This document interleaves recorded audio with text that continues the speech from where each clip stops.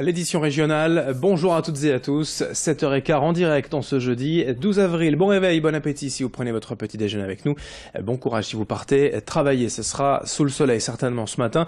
Un temps en sec, plutôt calme et ensoleillé, plutôt dégagé.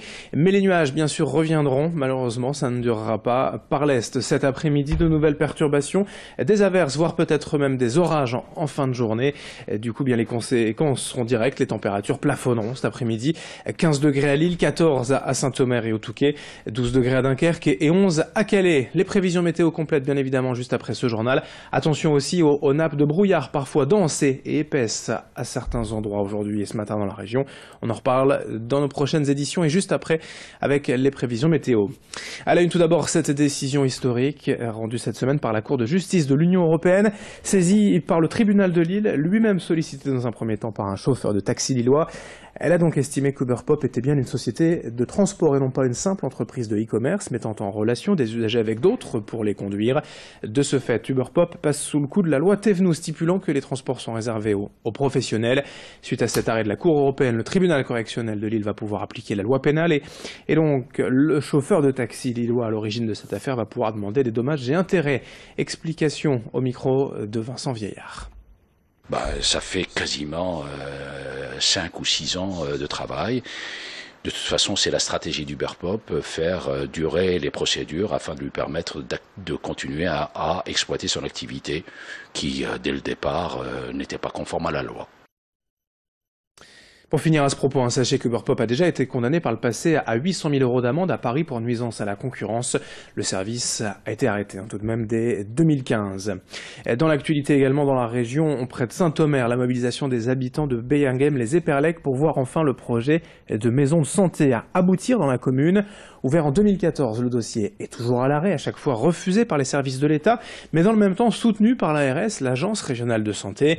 L'objectif de cette maison de santé est d'éviter un désert médical et d'apporter des soins à près de 10 000 personnes vivant dans les environs. Hier matin, une trentaine de personnes, donc des particuliers, des infirmiers, des agriculteurs, ont manifesté durant près de 3 heures en distribuant des tracts aux automobilistes. Le sous-préfet de Saint-Omer s'est déplacé à cette occasion, permettant un échange concret avec le maire et donc les autorités sur certains points. Explication sur place au micro de Louis Caillé. Ce qui s'est dit avec M. le sous-préfet, c'est qu'il m'a dit qu'il prenait le dossier à bras-le-corps, comme cette fois-ci, qu'il y avait peut-être des petites incompréhensions. Parce qu'on me reproche aujourd'hui d'agrandir cette maison de 111 mètres carrés. Et c'est 111 mètres, ils appellent ça 111 mètres de terrain agricole. Donc c'est 111 mètres de terrain agricole, on en a discuté ce matin. Je pense que c'est dérisoire. C'était une maison, il y avait une maison, il y avait un terrain tout autour qui fait à peu près 3400 mètres carrés ou 3600. Mais ce terrain, donc à côté, c'est l'agrandissement. Donc on est tenu à une certaine limite d'agrandir cette maison. Donc on en a rediscuté ce matin. Je pense qu'on a éclairci toutes les idées avec monsieur le sous-préfet. Et puis que je pense que maintenant les propositions vont être faites à monsieur le préfet. Monsieur le préfet prendra sa décision. On enchaîne dans cette édition avec la journée mondiale de sensibilisation à l'autisme. C'était il y a quelques jours, le 2 avril. L'occasion d'évoquer cette affaire, ce témoignage d'une mère de famille de 2 garçons autistes, Samy et Yanis, scolarisés dans une école près de Lille, en classe de CE1. En début de semaine, leurs parents ont reçu l'avis de passage de leurs enfants en classe supérieure, mais surprise, les garçons passeraient directement du CE1 au CM2, 2 classes sautées alors qu'ils sont autistes, donc, et inscrits à temps partiel à l'école. Une décision injustifiée, abusive selon les parents. Écoutez le témoignage de la maman de ces 2 garçons, recueilli pour nous par Céline Nuret. Ce qui s'est passé, c'est qu'en fait, au milieu de l'année, tous les parents reçoivent, en fait, si vous voulez, au mois de mars, le passage de classe. Sauf que nous, en fait, non seulement on n'a pas reçu le passage de classe le 3 mars, comme tous les élèves de l'école de mes enfants, on l'a reçu il y a seulement 2 jours. Donc on peut même pas contester parce qu'il y a un délai légal de 15 jours pour contester. Donc déjà, on est hors délai et de toute façon, ils nous l'ont donné très tard et antidaté. Normalement, quand vous recevez ce papier de passage de classe, je pense que la plupart d'entre vous qui ont des enfants connaissent, la décision des enseignants, elle est justifiée, elle est expliquée aux parents pour qu'ils puissent prendre une décision. Dans notre cas à nous, dans ce papier, il est juste marqué suite à l'avis de monsieur Delanoyel, inspecteur académique. Il ne connaît pas les enfants, il les a jamais vus de sa vie et il vient donner son avis dans une réunion où il a interdit à l'équipe de santé qui les suit de venir donner leur avis. Donc c'est vraiment, on ne comprend pas.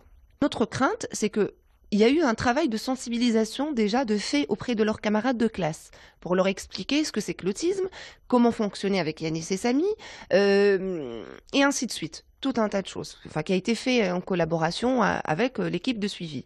Donc, normalement, ils vont continuer leur scolarité. Quand ils vont monter de classe, tout simplement, suivre leurs camarades. Ils ont commencé à nouer aussi des liens, parce que la principale problématique de l'autisme, c'est aussi les interactions sociales.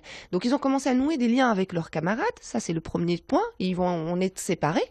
Et la deuxième difficulté, c'est aussi le niveau scolaire. Parce que clairement, là, on les met en échec scolaire. Si on les met en CM2 directement et qu'on leur demande de fournir un travail, sachant qu'ils vont quand même que les matins à l'école, hein, ce pas des enfants qui vont à temps complet. Donc, on demande à des enfants qui vont 5 matinées par semaine à l'école de fournir, de sauter 2 classes et de fournir un travail d'un élève qui va à temps complet avec du soutien scolaire également.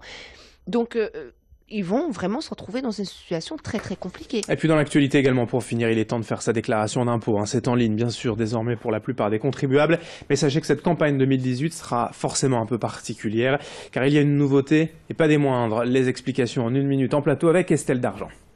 1 minute pour comprendre. Vous pouvez dès maintenant, ça y est, déclarer vos revenus en ligne, les revenus 2017 pour les impôts 2018. Et d'ailleurs, la télédéclaration concerne cette année de plus en plus de monde, puisque cette année, si vous déclarez plus de 15 000 €, eh bien pas le choix, c'est sur Internet que ça va se passer, exception faite des familles qui n'ont pas Internet. Cette année, c'est également la dernière fois où on va payer des impôts des revenus de l'année précédente. Et oui, car en 2019, eh bien, le prélèvement à la source arrive dès le 1er janvier. Alors comment ça va se passer?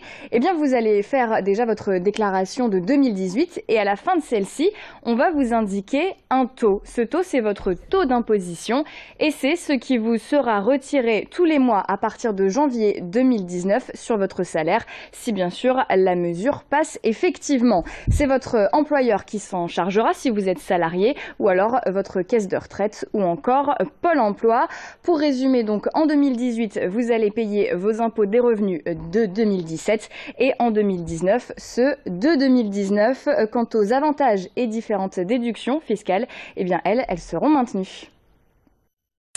Merci Estelle pour toutes ces infos. Merci à vous de nous avoir suivis l'actualité. Et bien sûr, on enchaîne dans un instant vos prévisions météo. À 7h30, un nouveau point sur l'info près de chez vous. Il est 7h22 en direct. Très bon réveil et très belle journée avec nous.